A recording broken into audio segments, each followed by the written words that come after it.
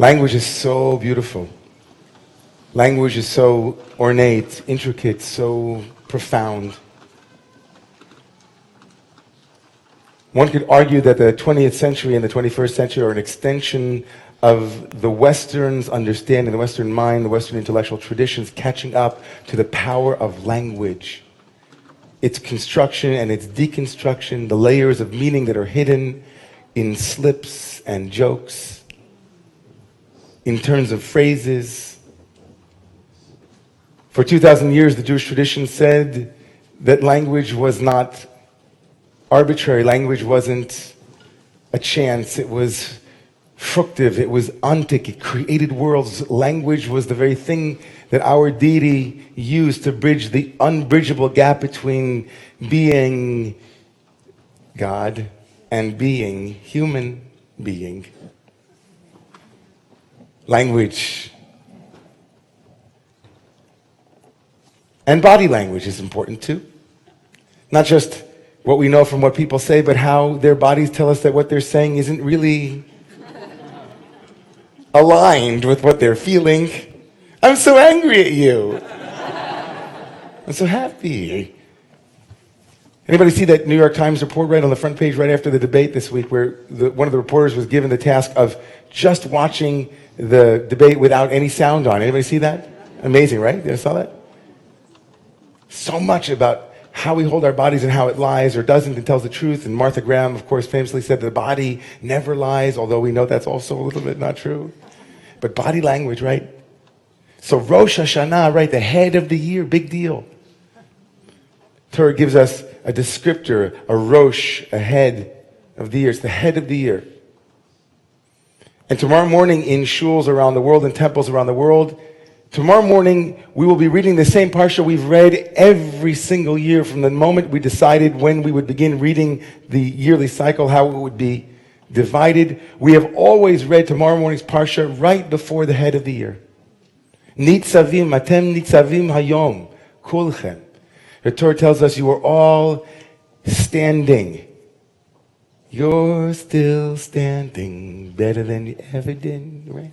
Here you are standing, atem nitzavim. It's something important in the rabbis' choreography of meaning, in the way that they set up phrases and tones and moods that they want us to walk into Rosh Hashanah every year, not walking, but standing.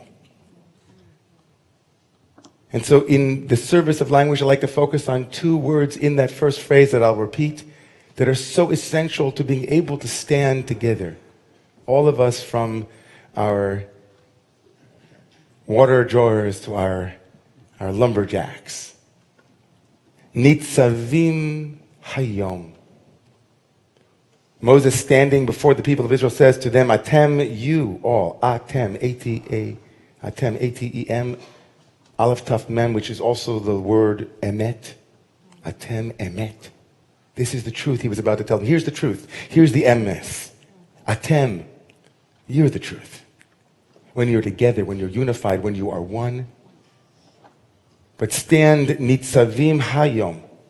Standing together today. Nitzavim is the word. Can you all say that? Nitzavim. One more time. Nitzavim. Standing firm. It doesn't just mean la'amod. La'amod in Hebrew means to stand. But yitzivut means stability. Stand firm. To be solid. Everybody's all sitting up. Everybody's like, oh, Alexander technique. But don't tighten. Head's pulling me. I'm not doing it. It's happening. Okay. Atem nitzavim. You're standing tall. And then the second word, hayom. Can you say hayom? Hayom. Hayom, the Zohar, in the tradition of the Midrashim, of the Jewish folklore, and the Zohar, the mystical commentary in Torah, the word hayom, which means hayom, is the day. You are standing here on the day. Whenever the Torah says hayom with the definite article, the day, the Zohar says that's Rosh Hashanah. The day. Hayom harat olam. You are all standing hayom. And that word is significant because saying hayom, the day, is significant because each and every one of us balances two different days in our life. One of them is the day of Rosh Hashanah, and the other day is the day of Bayom. Not the day, but on that day. The Pachad Yitzchak Hutner, the great rabbi of my alma mater, Chaim Berlin, a great sage, wrote a beautiful teaching that I had the pleasure of studying with our rabbinic intern, Zohar Atkins. And in that piece, he talks about Hayom, the day of Rosh Hashanah, as a day where we come to terms with both din and chesed, with both judgment or constriction or pain or limitation or the boundaries on our life, and chesed, which is boundaryless. And we unify them in a way on Rosh Hashanah. We say, we are human. We were born just like the world is born, and being born, being a being that has boundaries, means to live with dualities, all of them, and to try somehow to hold both of them. Hayom means on that day on which we will blow the shofar, in which we will celebrate, we also are being judged. And that duality, and by judgment here, I don't mean judged by a finger wagging God. I mean judged meaning we come up hard against the places where we can't and didn't and should have and would like to. Our limitations. The fact that we have to exhale and then wait for an inhale. The fact that there are pauses in love and we drop in and out of being awake. Rosh Hashanah is the day where we actually hold where we've missed the mark, not yet, but where we hold that possibility together with our joy of newness and the possibility of something being reborn. But the other Yom, the other day that we hold, is the day of Bayom, says the Pachad Yitzchak, the day when it'll be all good. The utopic vision, how it could be, would that it would be, the halavai, the bayom. You could walk around and say to people, what's your bayom hahu? What will it be like on your bayom, on that day? On that day, I'll never be sad again. On that day, no one will ever be poor. On that day, no one will ever go to bed hungry. On that day, heads of state will care more about making peace than they will be about winning elections. On that day, everyone will have health care. We all have our bayoms. And we live between those two places, the world as it could be and the world as it currently is, and we are asked to hold both of those. But every year, before we go into Rosh Hashanah, we read Nitzavim Hayom. Today's the day to be real with what is in your life today.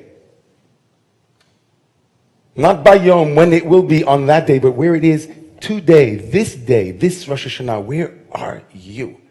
Where are we? And Moshe, in the portion, will say, make sure that you are nitzavim hayom, that you are standing with where you are, that you have resilience, that I have resilience, the language of English, right? Understanding, standing other, standing up for, standing up to have the resilience to live with that oscillation, the resilience to hold firm. It's like one of the great lines that I don't know if it's a great line, but I love it in Bruce Springsteen's song, The Promised Land. He says, blow away dreams that tear you apart, blow away the lies that keep you going, lost and broken-hearted, and you have to stand firm. He says, blow it. That ain't got the strength to stand its ground. That ain't got the strength to stand its ground. Each and every one of us is nitzavim hayom. If you are here in some way, shape, or form, we have the resilience to navigate the hayom of our life. We have within us the capacity to be nitzav, to be present, to stand firmly rooted in the deep knowing that we have. Knowing that we go back and forth, and that's the way of it, but be resilient. The poet Mark Nepo writes about resilience, that in Homer's epic poem, The Odyssey, Odysseus is on his way home from the Trojan War, and he's instructed to pass by the island of the sirens, whose call, the call of the siren, is so compelling that no one hearing them will ever leave the island. And so he has himself strapped to the mast of the ship, right? And wax placed in the ears of everyone around him, including himself. And even with that, he has a hard time resisting the call of the sirens. But he resists. And says Nepo, this ancient story warns us of the power of seduction and addiction, but it also applies to any pattern of energy that is against our true nature. Insecurity is such a siren that appears in many guises. We can't deny the feelings that overtake us sometimes as we oscillate between the world as we want it to be and the world as it is. But if we stand firm, his words, in our true nature, then like Odysseus, we can withstand the siren. Atem nitzavim hayom kulchem. This week, the Jewish people and the world lost a beloved statesman, Shimon Peres, whose Polish name was changed to Peres, meaning a nest of eagles. And throughout his long and consequential life, dying at the ripe old age of 93, he spoke of being a dreamer with one's feet firmly rooted on the ground. History will judge whether he was successful. History will judge whether or not he and all of the governments that he was involved with, whether or not they did what they promised, all of those different judgments. But one thing that I would like to end with tonight. When I heard Shimon Peres speak, I was listening to a poet. When I heard Shimon Peres speak, there was a way that in his language, in the firmness of what he held to be true, there was lift, there was something that could take off. I want to bless each and every one of us as we walk in, standing, to Rosh Hashanah, that we are firmly rooted in our true nature, knowing that it is only when we are connected with that deep place that we can have the wings that need to give us to fly, to fly, to fly.